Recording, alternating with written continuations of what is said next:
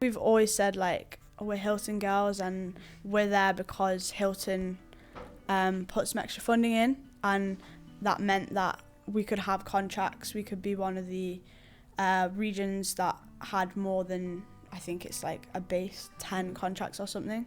And so it's been brilliant just in that respect that we get to be there and have it be our job. Alongside the experienced players, it gives us kind of a real depth in terms of the squad and different players from different kind of playing backgrounds. Without the professional contracts, I don't really know where we'd be at. I suppose, we'd probably be at uni or have a job or something like that.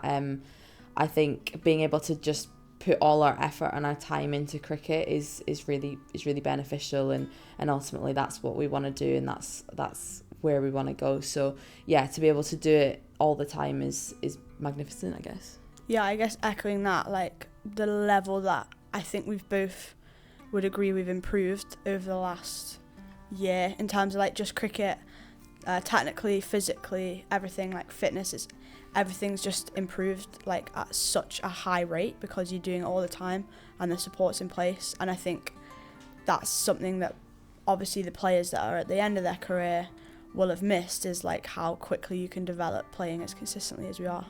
The psychologists are brilliant, the nutritionist, like again, you just learn things about recovery, about alcohol, protein, gut health, loads of different things that you just aren't learning about. You don't know what you don't know. And I think that's the key thing, is like there have been so many instances where the support staff have been able to give us like useful pieces of information that aid your recovery that I would imagine they're not getting all around the circuit. We've both unfortunately been injured in the last year with different things, but I think you'll agree that the support we get during that for our rehab back to full fitness has been really helpful, and the physios, the doctors and everything. With my injury, I was almost missed the World Cup through it, so if I hadn't had that, then I maybe wouldn't have made it to the World Cup. So and then same with you, like they've made discoveries that you maybe wouldn't have found out otherwise. Ilsa broke her foot and she had an MRI the same day and she had surgery within 6 days.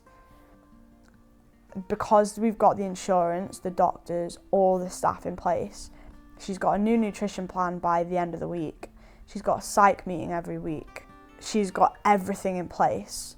Her injury is like a 12 to 16 week recovery. The World Cup's in 15, 16 weeks. And she's made it to the World Cup. 10 years ago, that's a half-year injury because you have to go through the NHS.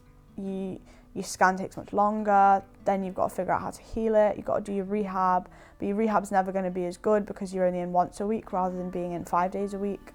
So it's just all about that support being in place and holistic support rather than, you could train 7 days a week, but without the S&C giving you a gym program that's telling you that this is your weakness, and without the nutritionist telling you that, you're low in protein or calcium or whatever it is, like without all that, you're always going to be like improving at a slower rate. So it's how to improve the quickest rate possible by just doing everything.